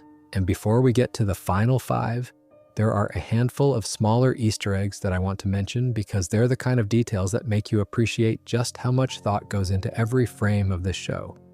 The Simpsons has a long history with the Emmy Awards that's its own kind of Easter egg in the broader television landscape. The show has won 37 primetime Emmy Awards out of approximately 100 nominations. It holds the record for the most wins in the Outstanding Animated Program category with 12 victories. That's more than any other animated series in history. And the show has been running long enough that it's been nominated in eras when hand-drawn animation dominated, when CGI started taking over, and when streaming originals entered the category. It's competed against shows made by studios that didn't exist when The Simpsons premiered. It's one of those statistics that only becomes impressive when you realize the full timeline it encompasses. There's also a detail about the show's premiere that feels almost quaint now. Simpsons roasting on an open fire. The very first episode aired on December 17th, 1989, and drew approximately 26.7 million viewers. That's for a premiere of a brand new animated series on Fox, which was still a fledgling network at the time. Fox wasn't one of the big 3 networks, it was the scrappy newcomer that nobody took seriously. And an animated series about a dysfunctional yellow family became one of its first major hits. The Simpsons didn't just become a successful show, it helped legitimize an entire network. Without The Simpsons, Fox might not have survived long enough to become what it is today. And without Fox giving an animated show a primetime slot, the entire landscape of adult animation, from Family Guy to South Park to Bob's Burgers to Archer, might never have existed in its current form. The Simpsons didn't just influence comedy, it influenced the infrastructure of American television. Here's something that connects to the merchandise world. The Simpsons has generated $1 billion merchandising industry over its lifetime. Action figures, board games, clothing, dolls, collectible figurines, fast food promotions, home goods, and countless other products have been produced. But the merchandising story that always sticks with me is the Bartmania phenomenon from the early 90s. For a brief period, Bart Simpson was the most commercially visible cartoon character in America. His face was on everything: t-shirts, lunchboxes, posters, bumper stickers, trading cards. The phrase, "Don't have a cow, man," was inescapable. Schools banned Bart Simpson merchandise, which of course made kids want it even more. Teachers complained that Bart was encouraging disrespect and underachievement. Parents wrote letters, and through all of it, the show just kept being good. The frenzy around Bart as a commercial product eventually died down, as all merchandising crazes do, but the show itself kept going. The product outlasted its own mania. That almost never happens. And I want to mention one more thing about the show's overall structure that functions as a kind of meta Easter egg. The Simpsons has experimented with more narrative formats than almost any other series in television history. They've done standard sitcom episodes, they've done anthology episodes like 22 short films about Springfield. They've done mockumentary episodes like Behind the Laughter. They've done musical episodes, they've done clip shows that are secretly commentary on clip shows. They've done crossover episodes with Futurama, Family Guy, and The Critic. They've done an entire episode in Lego. They've done pioneering 3D animation in 1995. They've done time travel episodes, flash forward episodes, bottle episodes, and episodes told from the perspective of minor characters. They even did an episode structured around YouTube videos in season 34, imagining the Simpson family as content creators dealing with the toxic dynamics of internet fame. The sheer range of storytelling approaches the show has attempted over 37 seasons is itself a kind of Easter egg, a hidden testament to the creative ambition of the writers and animators who refused to let the show become formulaic even after 800 episodes. Not every experiment works, but the willingness to keep experimenting, to keep trying new things after 3.5 decades is what separates The Simpsons from every other long-running show in television history. And now we're in the final stretch, the last 5 Easter eggs, and I saved some of the most interesting ones for the end. Number 96 has to do with a record that most people don't even know the show set. The most watched episode of The Simpsons, the one that drew more eyeballs than any other in the show's entire 37-season run, is Bart Gets an F from Season 2. It aired on October 11, 1990, and it drew approximately 33.6 million viewers. 33 million people watched a single episode of a cartoon in 1990. To put that in context, that made it the highest-rated program in Fox network history at the time. It beat The Cosby Show. It was, for a brief, shining moment, the most-watched thing on American television. And the episode itself is about Bart failing a test and trying desperately to avoid being held back a grade. It's not a flashy episode. There are no celebrity cameos or big stunts. It's just a well-written story about a kid who's scared of failing, and 33 million people tuned in to watch it. The show has referenced this cultural moment in later seasons, subtly acknowledging the era when The Simpsons wasn't just a TV show, but a genuine national event. Now think about the context of those numbers. In 1990, during what historians of the show call the peak of Simpsons mania, the show was consistently a top 30 program nationally. Season 1 was the first Fox series ever to crack the top 30 most watched shows. Seasons 2 through 4 represented the absolute peak of the show's cultural dominance. Bart Simpson t-shirts were everywhere. Don't Have a Cow Man and Eat My Shorts were part of the national vocabulary. Schools were banning Simpsons merchandise because they considered Bart a bad influence. Parents were writing angry letters. George H.W. Bush was name-dropping the family in speeches. It was a phenomenon that's honestly hard to overstate if you weren't there for it. And all of that energy, all of that cultural momentum was captured in that 33.6 million viewer number for a simple episode about a kid who's afraid of getting an F. The show has never reached those heights again in terms of raw viewership, and it probably never will, because the television landscape has changed so fundamentally since 1990 that those kinds of numbers are essentially impossible for any show now. But the fact that an animated series about a yellow family achieved them at all is one of the most remarkable things in broadcast history. Number 97 is something that happened fairly recently, and it represents a new chapter for the show. In 2025, Nancy Cartwright, the voice of Bart Simpson, announced an official behind-the-scenes podcast called Simpsons Declassified with Nancy Cartwright. This is significant because it's the first official companion audio project ever produced in partnership with the show's cast. It was created in partnership with Odyssey and features writers, directors, and celebrities sharing stories about the making of the show. There have been fan podcasts about The Simpsons for years, like Talking Simpsons and Four Finger Discount, and they've built dedicated followings by doing deep dives into individual episodes. But an official podcast from the voice of Bart herself is a different thing entirely. It represents the show finally opening up its archives in a way that fans have been requesting for decades.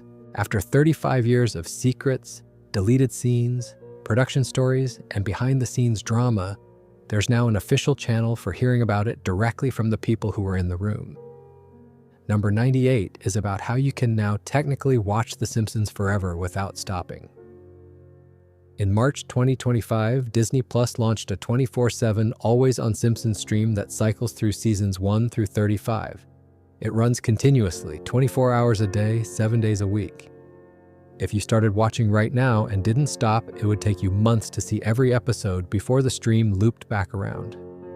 It's essentially the television equivalent of a lava lamp or a fireplace channel, except instead of ambient visuals, it's 3.5 decades of Springfield. The stream was launched after Disney announced that The Simpsons had surpassed 1 billion hours streamed on Disney Plus during 2025, a number so large that it's difficult to even conceptualize. 1 billion hours. That's over 114,000 years of cumulative viewing time for a show that premiered when the Berlin Wall was still standing. But the stream also represents something interesting about how people consume The Simpsons now. It's no longer appointment television. Nobody is sitting down at a specific time on a specific night to watch the new episode the way they did in 1990. Instead, it's become ambient content. Background noise, something you put on while you're cooking or cleaning or falling asleep. Which, if you're listening to this video right now, you probably understand perfectly. The Simpsons has evolved from must-see television to must-have television, something that's always there, always available, always running in the background of our lives. And the 24/7 stream makes that literal. Number 99 is about a critical shift in how people talk about the show, and it's something that long-term fans have started to notice.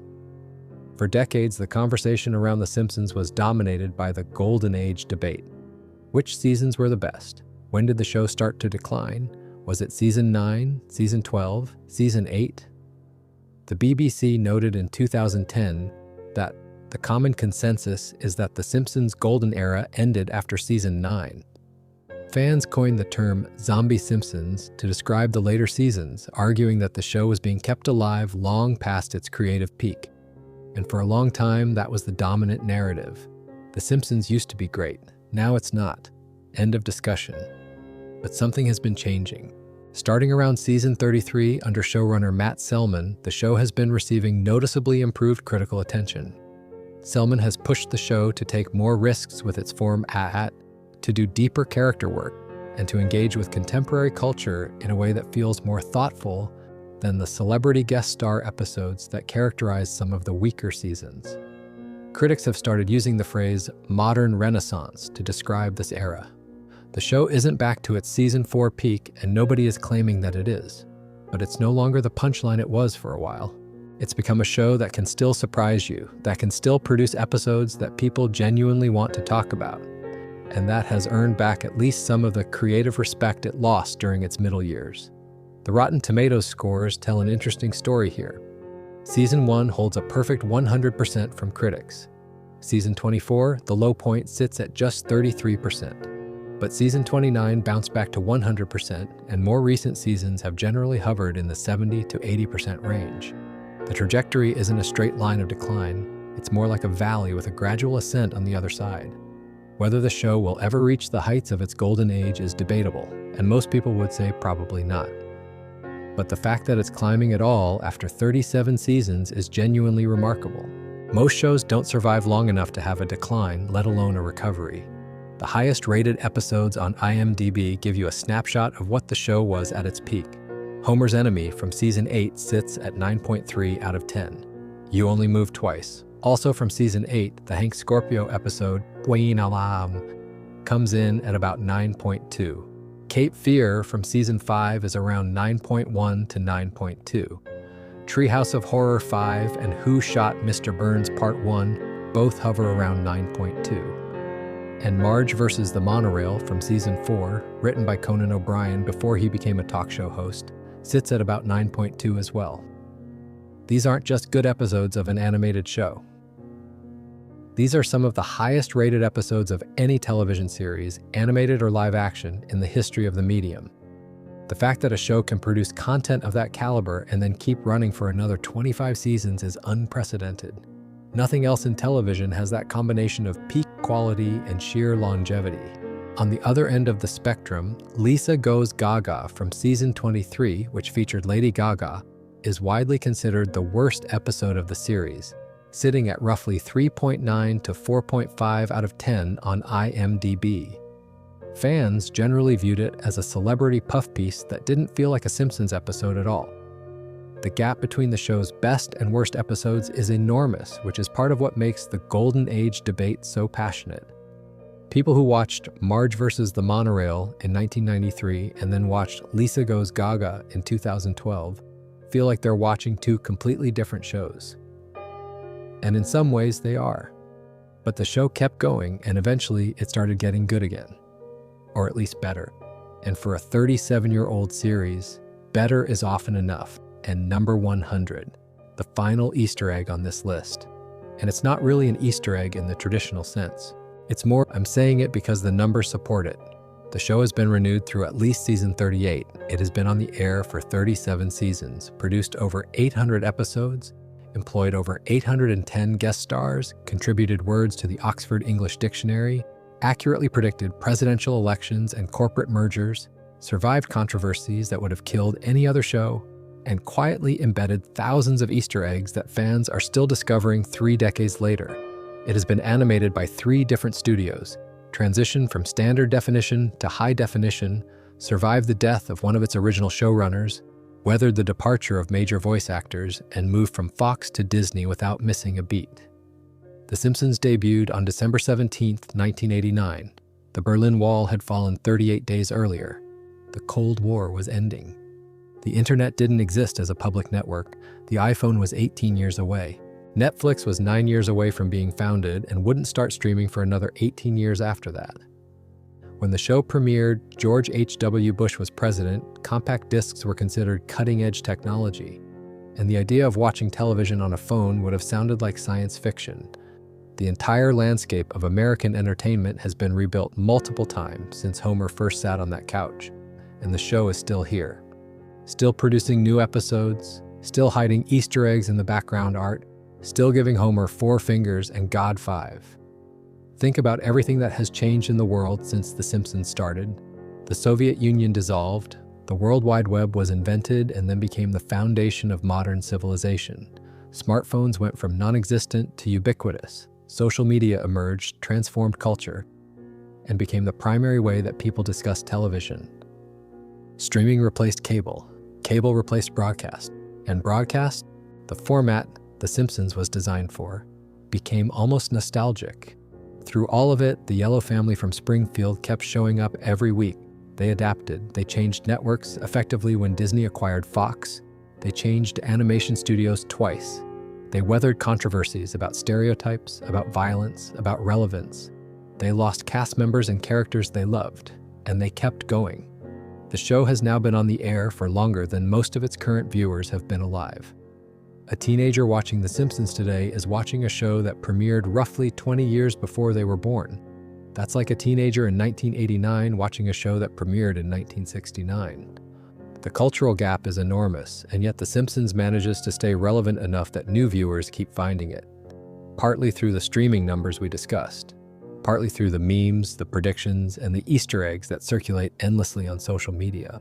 And partly because the show's core premise, a flawed but loving family stumbling through life in a small American town, is genuinely timeless. The specifics change, the jokes evolve, the animation gets sharper, but the family at the center of it all stays the same. When scholars look back at American popular culture in the late 20th and early 21st centuries, The Simpsons will be one of the most analyzed, most referenced, most significant works of art from this entire era. Not because every episode is perfect, because they're obviously not, but because no other show has maintained this level of cultural relevance for this long, while also operating at this level of detail. Every episode is a time capsule of the year it was made, filled with references that are simultaneously disposable jokes and permanent cultural artifacts. And hidden inside those artifacts, if you look closely enough, are the Easter eggs. Hundreds of them. Thousands, probably. A lifetime of hidden details that reward the kind of viewer who refuses to stop looking. We've covered 100 of them tonight, and honestly, we could do 100 more. The Simpsons Easter egg universe extends far beyond just the television episodes. There are Easter eggs hidden in the video games. The Simpsons Hit and Run, which came out in 2003 and has become a cult classic, is packed with them. If you set your console's internal clock to Christmas Day, Homer appears in a Santa suit on the menu screen. Set it to Halloween and you get jack-o'-lanterns scattered around the room. If you manage to glitch outside the boundaries of certain levels, you can find hidden artwork, including a Simpsons version of the painting American Gothic that was probably intended for an earlier version of the game's Stonecutter Tunnel, but never made it into the final build. Every collectible card in the game references a specific Simpsons episode. The developers treated the game the same way the show's writers treat the episodes, as an opportunity to hide rewards for the people paying the closest attention. There are Easter eggs in the theme parks too. Universal Studios has an entire Springfield-themed area at both its Hollywood and Orlando locations, featuring Krusty Burger, Moe's Tavern, Lard Lad Donuts, and a Duff brewery where you can actually drink Duff beer. The Simpsons ride replaced Back to the Future. The ride, and if you look carefully at the queue area, there are dozens of visual gags and references to specific episodes lining the walls. Kang and Kodos have their own ride, a low-thrill aerial carousel called Twirl and Hurl. And there's even a Simpsons 4D experience that opened in Myrtle Beach, South Carolina in 2018. The entire Springfield area is designed the way the show itself is designed, with obvious jokes on the surface and layers of hidden references underneath for the people who bother to look closely. And then there's the Fortnite crossover from 2025, which brought Springfield into the Battle Royale game with playable Homer, Marge, and Bart skins, and an entire Springfield map built from scratch. The level of detail in that collaboration was staggering. Scattered rakes near the Jebediah Springfield statue that hit you in the face, a direct reference to Sideshow Bob's Cape Fear moment. A plate of steamed hams hidden inside a Springfield house that gives you an XP bonus when you interact with it. Marge's melee weapon is her vacuum cleaner from the 1991 Simpsons arcade game, which is a reference so deep that most Fortnite players wouldn't have been alive when that game came out. Mr. Burns' office has a working trap door. Moe's Tavern is packed with background details from the show's history. Epic Games didn't just license the Simpsons brand, they hired people who genuinely understood the show and buried the collaboration with the same density of Easter eggs that the show itself is known for. It's the Simpsons ethos applied to a completely different medium, and it worked. The show generates more hidden content than any other media property in history, and it does it casually, almost as an afterthought, because the people who make it are so deeply embedded in the world of Springfield that they can't help but fill every frame with references. But I think 100 is a good place to stop, especially if you're trying to fall asleep. So let's bring it home. Tonight we talked about Homer's hair-hiding Matt Groening's initials. We talked about Maggie being priced as a grocery item based on real economic data from 1989. We talked about Danny Elfman's name on a storefront, Bart's chalkboard confession, and the couch gag as a secret runtime tool. We talked about God having 5 fingers and everyone else having 4. We talked about Homer and Krusty being designed as the same person. We talked about Portland street names becoming Springfield characters, and Matt Groening putting his entire real family into a cartoon. We talked about the McBain movie, hiding in plain sight across 4 seasons for 15 years before anyone noticed. We talked about Homer almost disproving Fermat's last theorem, and Mersenne Prime's hiding on a baseball scoreboard, and hexadecimal jokes in Treehouse of Horror segments. We talked about Paul McCartney actually recording a backwards lentil soup recipe, and Dustin Hoffman and Michael Jackson hiding behind fake names. We talked about Homer being in a coma since season 4. We talked about every Simpson being secretly a genius. We talked about multiple Hans Moleman and the Springfield time loop, and Moe knowing it's Bart on the phone. We talked about who shot Mr. Burns and the contest nobody won, and the college student who figured it out on a news group and then disappeared forever. We talked about Maggie moving her pacifier like a gun. We talked about Trump being mentioned as a former president 16 years before it happened. We talked about Disney buying Fox being predicted 21 years in advance. We talked about Doe making it into the Oxford English Dictionary and The Simpsons rivaling Shakespeare for linguistic contributions. We talked about Jay Sherman from The Critic locked in a mental hospital saying, "It stinks." We talked about Bender and Hank Hill manning phone lines in the background. We talked about Skinner's POW number matching Jean Valjean's, foreshadowing a plot twist 4 seasons later. We talked about the Disney Plus aspect ratio controversy and steamed hams becoming a meme 20 years after it aired. We talked about Johnny Cash voicing a mystical coyote, Elizabeth Taylor saying one word, and Albert Brooks improvising his way through some of the greatest episodes ever made. We talked about salary disputes and strike threats and Fox threatening to cancel the whole thing. We talked about Fat Tony being replaced by his own clone and a background barfly getting a death episode after 30 years. We talked about Treehouse of Horror segments filled with self-referential Easter eggs, a Futurama ship carrying a Bring Back Futurama banner before getting blown up, and Maggie having 666 hidden under her hair with a footnote about Fox's scheduling. We talked about Homer secretly owning the Denver Broncos and the Dead Bart creepypasta getting acknowledged by the show itself. And we talked about the show outliving everything, outliving cultural trends, outliving controversies, outliving the format of television itself. Still running, still hiding things in the background, still giving fans a reason to pause, zoom in, and look a little closer. If you're still awake after all of that, you're a real one, a true Simpsons fan. And if you fell asleep somewhere around number 47, like I suggested at the beginning, that's completely fine too. The Easter eggs aren't going anywhere. They've been hiding in Springfield for 35 years. They can wait for you to come back. Thanks for listening. If you enjoyed this, feel free to leave a like or subscribe. But more importantly, get some rest. You've spent the last couple of hours in Springfield, and honestly, that's more time than most people spend in any fictional town in a single sitting. Your brain has absorbed 100 pieces of Simpsons trivia, several conspiracy theories, a few mathematical theorems, and the knowledge that God has 5 fingers. That's a lot for one night. Sweet dreams. And if you happen to dream about a yellow town where nobody ages and the geography doesn't make sense, well, now you know there's a fan theory for that too. Good night.